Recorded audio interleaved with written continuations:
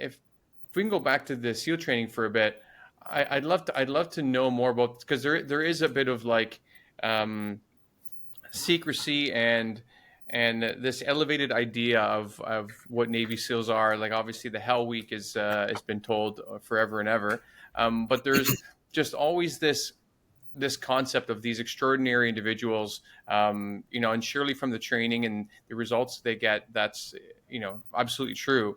Yet from an organizational and maybe personal perspective, other former SEALs that I've interviewed or spoken to have provided tales of just, I guess, as much as like compromised humanity as any other group, as you would imagine. So I was wondering if you're able to share any stories where you think SEALs, either the training or missions, are or you learned to be extraordinary, or also where they falter like the rest of us. Because I'm assuming that in managing negative emotions when things change and being more adaptable, I'm sure there's a lot of transferability over the skills that you learned in those experiences. Well, first off, anybody in special operations in any country will tell you that about 90% of the time you're screwing up. Huh. And you're not screwing up because you're not well trained. You're screwing up because the universe is constantly changing all the underlying assumptions and factors that you put into your plan, or that somebody else told you about the target and the situation.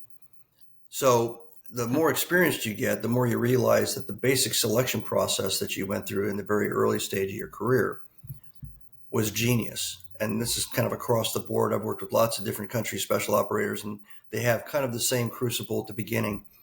It's more a way of weeding out and screening out people with personalities that can't handle chaos and crisis and radical change in reality.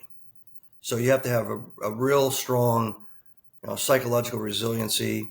You have to have a high creativity quotient. You really have to be intelligent. Everybody ends up screening for the same level of intelligence, real high IQs.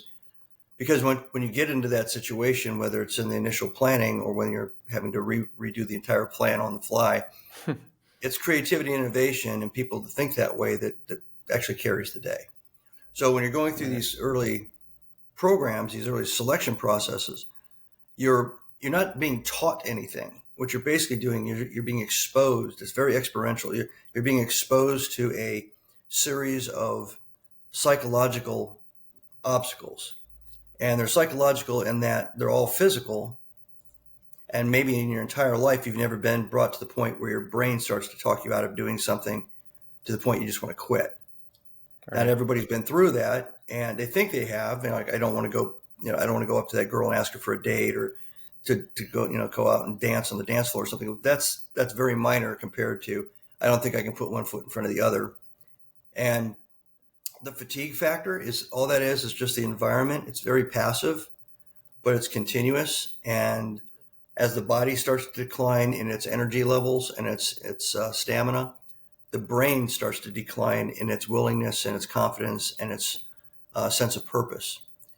Very human. Sounds very common sense, but unless you've been through the process, you don't really realize how it feels. So the SEAL training has about 75% attrition.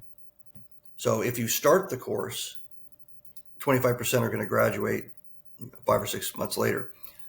Even before you start the course, there's attrition. There's usually about 500 or so candidates to try to get into a 120 person class.